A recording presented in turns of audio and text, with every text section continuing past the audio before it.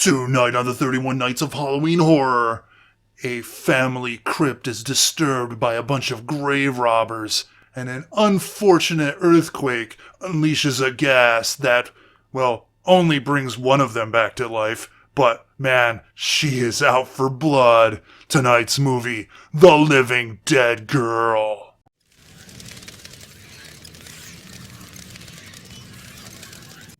Hello everybody and welcome back to another episode of the 31 Nights of Halloween Horror! The Year of Infamy! Yes, episode number 20! Holy shit, we are getting close to the end here, almost 2/3 of the way through, and tonight, I have realized something, that this year's Marathon of Madness has a severe lack of zombie films in it, and you know, I just have to rectify that. So we are going to the great continent of Europe to watch a European zombie film, but it's not going to be an Italian one. It's not going to be a Spanish one. It's not going to be a UK one. No, it's going to be a French one. Yes, and that movie is The Living Dead Girl, otherwise known as, and pardon my French, so to speak, La Morte Vivante. I probably murdered that, but whatever. Anyway, so what is The Living Dead Girl about? Well, it starts off with a group of guys who are basically storing toxic waste in some catacombs. And apparently this catacombs adjoin a burial crypt for this well-to-do family. And so one of the guys is like, hey, let's go rob the place. You know, let's go rob those corpses. Because, you know, why not, right? Yeah, so they go over and they open up the caskets. And, oh, my goodness, these people, they don't even look like they've been dead for long. There's no, you know, mutilate or, you know, messed up bugs and worms and stuff. They look like they're just perfectly preserved. I mean, this crypt has got to have like the best like preservation system in the history of the universe, right? Because they're like saying like, you know, this one woman's like dead for like eons, and like the other, the blonde girl, she's been dead for what was like a couple of years, and yeah, they look pristine. In fact, the one guy is looking at the blonde girl going, oh my gosh, she's beautiful, you know? Well, the other one's just, you know, ripping jewelry off of fingers and, like, grabbing necklace. Anyways, all this happening, while this is happening, an earthquake happens, and one of the barrels of toxic waste, you know, falls over, and of course this is a movie, and so all these barrels are made out of paper mache or glass or whatever, because obviously, you know, it's not meant for storing anything, because a simple little knocking it over will cause the shit to spill out all over the place and create this horrible gas which resurrects the dead. And by resurrecting the dead, I mean just resurrecting the blonde girl. I don't know what. Anyways, you know what's funny? Toxic waste is such a catch-all, do-all type of thing in movies. Like one of the grave robbers, the toxic waste like spills on his face, and it just literally melts his face off. It's like no one knows what toxic waste is, and like Hollywood people or movie people in general have no idea what toxic waste does. They just think it's like, oh, it's got to be like acid, and it creates like, you know, chemical reactions that will, you know, cause people to get superpowers or, you know, raise the dead, you know, or, you know, turn them into maniacal Batman villains, but whatever. Anyways, going back. So, anyways, the blonde girl, she rises and then quickly, basically and bloodily, you know, fucks up those guys. And so we cut out to a field where an American couple are out and about taking pictures. Apparently, the husband is trying to get the wife into photography. She's an actress, and I don't know why he's pushing her into photography. Maybe she's not really good actress. I don't know. Maybe not getting enough work. Well, anyways, so they're taking pictures and stuff, and she's complaining about it.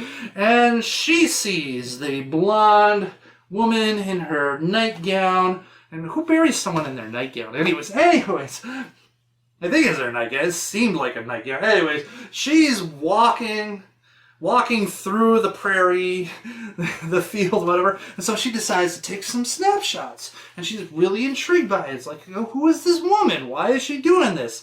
Like, what's going on? And so, she takes the pictures. She leaves to go get the pictures developed. And when the pictures come back, she's like, oh, she's beautiful. And she decides to ask the locals, hey, do you know who this is? I mean, I might want to take some more pictures of her. It's interesting. And everyone who recognizes her, yes, is like, oh, that looks like that girl who died 5 years ago. What is that? Catherine Valmont or something like that. Anyways, so she thought, well, that's really weird. Everyone says that this is a picture of a dead girl. And of course that, piques her interest, and now she's becoming obsessed with trying to find out who this person is and if it really is a dead girl. But moving on, so the lovely blonde zombie has now stumbled her way back to her family residence, which is really weird because when you find out in the movie that the catacombs are under the house, but yet she doesn't just go up from under into the house. She has to go through a field or whatever. I mean, plot convenience, right? Right? So anyways, she goes to the house and she's like looking at things, and apparently memories are coming back, and she finds this music box that she had with her childhood friend. They had a blood bond that they would always be together. And of course, she's dead, so they're not always together. And she takes the box and she finds a phone and ends up dialing her friend, like as if she knew her phone number. I mean, I guess maybe her friend just is living in the same place with the same number after all these years. Perhaps. I don't know. Anyways, so her friend, gets the phone call. She picks up the phone, and she's like, okay, who is this? And I don't hear anything. And then all of a sudden you hear the music box playing, and she's like, oh my god, it's my friend. Holy shit. Right? Not, not just like, oh, someone's playing random music. It's obviously my dead friend because it's playing that music box, whatever. Anyway, so she hangs up the phone and decides to go to the house to investigate. And of course, the house is up for sale. And the woman who is showing the house off to people is inviting her boyfriend to have some fun in the evening because she doesn't have anybody else that needs to see the house for a while. So she thought, well, you know what? House all to myself. Might as well get my boyfriend down here and have some nasty sex, right? Whatever. Anyways, of course, living dead girl decides to spoil their fun by, well, biting them and chewing them and killing them and blooding them. And of course, her friend, I think named Helena, whatever, she shows up to see if, like, it truly is Catherine. And she's like, oh my god, it's her! And oh my god, there's naked dead people! And oh my god, she's covered in blood! And oh, you know what I should do? I should call the freaking police because A, there's dead people, there's blood everywhere, and also my dead friend is alive. You would think that is a police business sort of situation, you would think, but no. Instead, she decides to hide the bodies, clean up the place, clean her up, and, act as if, oh my god, thank goodness my friend is back. Everything's fine. Yeah, she hungers for human flesh. I guess I will now go on and find people to kill so that she can eat. Which is what happens. She decides that instead of, going, okay, this is unusual and horrific, maybe I won't, go and try to, trick people into their doom to be eaten by my friend. But apparently her love for her friend is so strong that, she decides to trick people into coming over to the house so that her zombie friend can eat them. Yeah. All the while, the the American couple, especially the wife, wants to go over to the house to investigate to see if the girl in the picture is really the deceased girl, which we all know is, but they don't know that. Anyways, and so, of course, you can see where these two forces are going to kind of come to a head. The interesting thing about the movies, though, is the more people the zombie eats, the more she regains her memories and her ability to talk and things like that. And she actually kind of has this, like, sense that, I don't belong here. I'm not good. I don't want to be killing these people. But her friend is like, no, you're alive. So what if we gotta kill people every day so that you remain alive? I mean, eventually, I don't know how their lives are going to work. That seems like an unsustainable situation. But anyway, so let's get to the score, shall we? Oh my god. Violence and Gore. I'm going to give this a 4 out of 5. It is a bloody, bloody movie. It is blood-soaked. There is a lot of blood, and there is some nice flesh ripping and tearing and chewing and eating and, so yeah, it's got there. Kudos on the blood and the gore, because, I mean, you get a guy axed in the head, people lit on fire, it's all around good, wholesome fun. Anyways, 4 out of 5. Moving on to shock value, I'm going to give it a 1 out of 5. Not a whole lot of gotcha moments in this movie. A couple here and there, but for the most part, it's pretty much just a story about a zombie girl with lots of blood and other things that we will get to later on. But yeah, 1 out of 5. No scenes out there that just kind of make you go, holy shit. Yes, that is 1 out of 5. Moving on to plot, it is a 2 out of 5. It feels so very bare bones and kind of rushed. Somewhat disjointed between, the story of the two friends and having to deal with her being a zombie and needing to eat people, and so the friend trying to find people to kill so that she can continue to eat, and the whole Americans in France trying to figure out, the husband's just kind of like, I'm just here to have fun or vacation or whatever. It was like the wife trying to figure out, who this girl is and investigate. So it's a little here and there.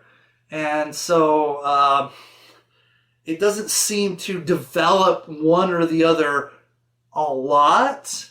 So they feel a little bit incomplete and haphazard, and the story itself feels a little rushed and disjointed because of it. So anyways, I'm going to give it a 2 out of 5. Acting, I'm going to give it a 2.5 out of 5. Look, I don't watch many French films, so I don't know. I don't have really a lot of basis of comparison to see how fine. It's an interesting film because the Americans will speak English, but also speak French. And everyone else speaks French. And so it's subtitles, and then when they speak English, no subtitles. It's interesting to watch a movie that is predominantly French. I mean, I'll watch like American movies that will have subtitles here and there for when characters speak foreign language, but not necessarily the other way around. You don't get too much where it's like primarily subtitles in foreign and, a third of it being English. Anyways, I guess that's neither here or there. 2.5 out of 5. I'm just going to give an average score. Moving on to Nudity. Nudity is going to be a 4 out of 5. I was only on the fence about maybe giving it a 4.5 or a 5, but honestly, there's a lot of it, but it is also kind of centered in these certain scenes and outside of that. So there's a lot of it in the scenes that it's in, but it's not like pervasive throughout. So still 4 out of 5. Come on, it's very nice, very nice, very nice. Anyways, okay, moving on. Moving on to enjoyment factor, I'm going to give this a 3.5 out of 5. I love the blood. I love the gore. I love the ladies, of course. The concept is really good. I just wish the script was like a little bit tighter and that the story was developed a bit more.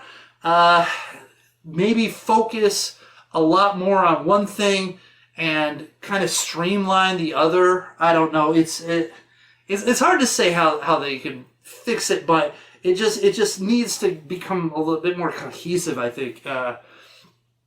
Focus a lot on the certain aspect and have that ancillary aspect not focused as much, but because you didn't necessarily need to have all the backstory on the American couple. It could be buttoned up a little bit, and you could focus more on the zombie girl and the friend and the luring people over and killing them, and then just kind of like, I don't know. Anyways, 3.5 out of 5. My overall impression is a 3 out of 5. Solid movie with its issues, but still an entertaining and worthwhile watch. It's kind of a tragedy in a way because the zombie girl, this is not necessarily her fault, and she doesn't want, she does not want to be eating people, but it is what it is. Anyways, so that averages out to a 2.9 out of 5, which is not too bad. So there you have it. The Living Dead Girl. La Morte Vivante. Anyways, so there it is. Tell me what you think in the comment section below. Do you agree with me? Disagree with me? Don't forget to like, notifications, subscribe, bells, things, whistles, God knows what else. I don't know. Anyways, and I will see you next time on the 31 Nights of Halloween Horror. And remember to stay scary, internet. And also, oh man, be wary of that lady who says she ran out of gas. And then says, "Oh, my house is just down the road. Here, come with me. I've got gas at my house. Just backup gas. Just come with me to help me out. No, you could take her to the gas station. You maybe don't pick her up. You maybe call AAA or something. You'd be like, whatever it is. It's always a trap. It's always a trap in horror movies. Also, don't rob graves. Don't be a grave robber. That's bad. You never know when the toxic waste and the earthquake's going to happen and the toxic waste is going to fall over, and the toxic waste is just not going to be a liquid that's toxic. It's actually going to do crazy, insane stuff like raise the dead, and then now your throat's torn away, because you decided to rob some graves. Yeah, so don't do it. Ah!